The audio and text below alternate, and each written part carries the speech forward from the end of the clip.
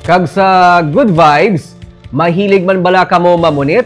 May pila ka mga anglers ka game fishing enthusiasts ang nag-compete para mas mapasanyog ang game fishing kag mapangapina ng palibot ilabi na ang Sumag River Esplanade nga ginatan-aw mangin duga nga atraksyon sa syudad. Yari ang report.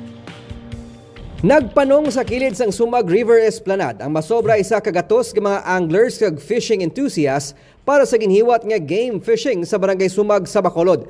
Pila sa ila mga magagmay nga mga kabataan nga inoras man nga nagulat para mabunit ang ilang nga first catch. Kinagad Ka lang sa tupad balay. Produgay ka na gano kapamunit? Uri man. Bago lang. Kamusta ang feeling nga may nadakpan ka kayo na? Lipay. Dako, anong isda nga nakuha mo? May rasang padya para sa biggest catch, longest kag smallest catch nga nagatag kalingawan sa mga fishing enthusiasts. Ginsiling ni Jebern Castro, chairperson sang Tribo Kibias Anglers Club, tinutuyo nila nga mapasanyog pa ang game fishing sa probinsya. Dungan sa pagpangapin sa Dunang Mangad, kasubong na lamang sang Sumag River nga ginakabig nila nga fishing haven. Kung baga sa ginakabig na mo ni nga the last frontier abi para sa aton nga mga enthusiast.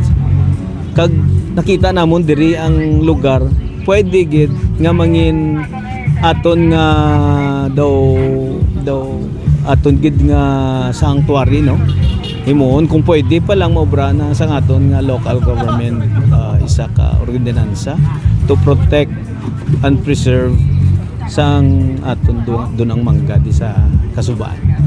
Magluwa sa river cleanup, nagbuya man sa mga mangrove snapper kag river grouper fingerlings ang grupo sa mga anglers. Ginapaabot nilang suporta sang tagsa ka mga local government unit sa handom nga may mabilin pa nga mga suba kag kilid sang baybayon sila nga sarang makadtuan kag posible man manginduga nga atraksyon para sa isa sa mga growing sport sa isla sang Negros.